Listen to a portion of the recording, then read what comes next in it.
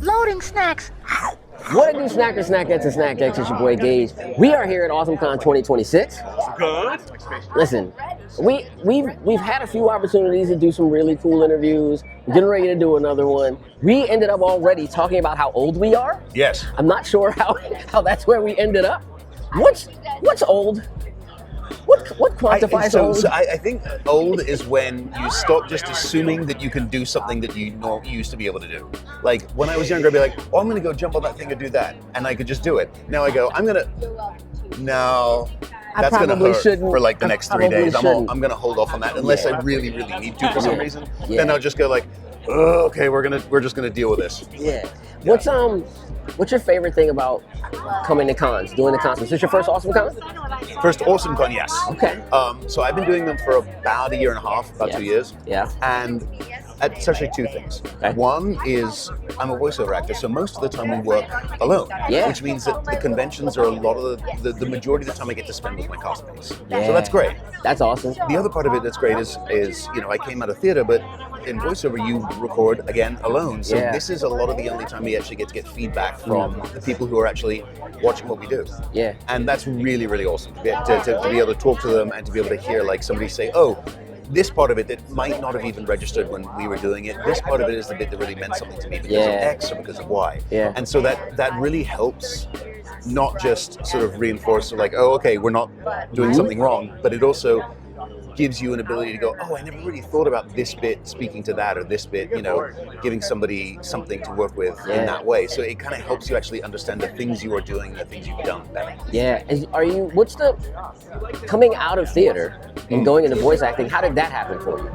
So I was in New York doing theater and my agents called me and they said that there was a video game that was all performance capture and they were having trouble casting a particular role, but what they were explicitly looking for were people who had stage experience of theater on the round because they're like, that's that's very similar to performance capture. And so I was like, I can do that. And that particular character that they had been having trouble casting had a very similar background to me. Okay. So my agent's like, all right, we're going to send you in for this and see how this works. And it worked. When I went in to meet them, it kind of worked. I got that job. And so that then began transitioning me into interactive, into animation, into stuff like that.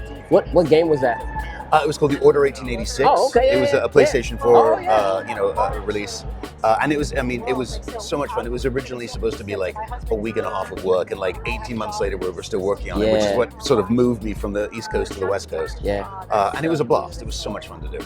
So doing video games, do you have a preference now in terms of, like, would you jump back into theater, or do you really like doing it? I would love to. Like, my wife and I both love theater. We have small children. So now, at the moment, being able to work out of our house most of the time is phenomenal. Yeah. Both of us, we talk about it a lot, of like, we would like, as the kids get older, to be able to sort of go back into doing some theater, because it's fun. Yeah. If is there a dream project, if somebody was to mention, like, hey, what's the thing you want to work on? What would you choose? So here's the tough thing. If you're talking about like animation or things like that, I love new stuff.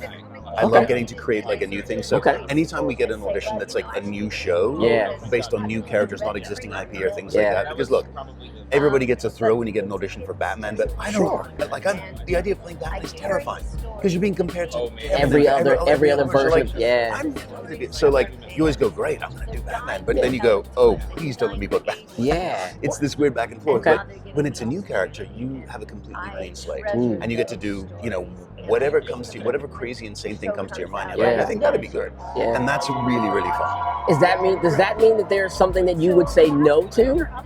If it was offered to you, like, is there a thing that you feel like is too...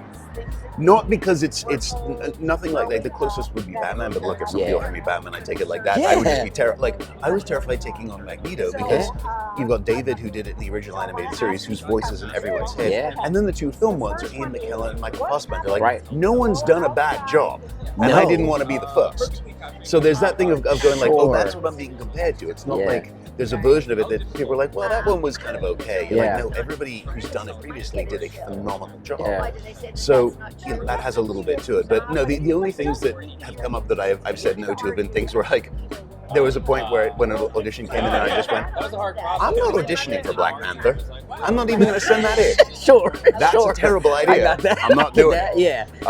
There's things like that. But in terms of like, because somebody's already done like an iconic established version of it, you know, it's terrifying to do Batman or to do, you know, the Joker or to do any of those because like there's such an iconic quintessential version of it, and in those two characters' cases, multiple versions. Sure. You know, whether it's Mark Hamill or Mark Hamill, like there's such clear established versions that it's hard to come up with something that doesn't feel like you're doing something different for the sake of doing different. Yeah.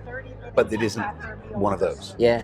How do you like playing a villain? Is that? I get that. I get villains a lot. Yeah. I kind of love it because Magneto's a good example of like there are villains that are just straight villains. Yeah. But these days, whether it's an interactive, whether it's an animation, no matter what it's in, like most of them are not sort of inherently. They're not evil. They're not like, oh, I'm trying to like do something evil. They have a reason for it that actually makes a lot of sense. Yeah. And so that's really fun. Like it's a blast. Like the most difficult job in the world is playing Superman or Captain America or Cyclops because you kind of know what they're going to do. Yeah. They make the right choice. Always. And so the people who do that well, you know, the Henry Cavill's or the Corin Sweats or like Chris Evans or like Ray chasing the Cyclops in our show, like anybody who does one of those roles well blows my mind because it's so hard when you know that character is always going to make the good moral choice. It's hard to make them compelling. But the people who can do it are just phenomenal.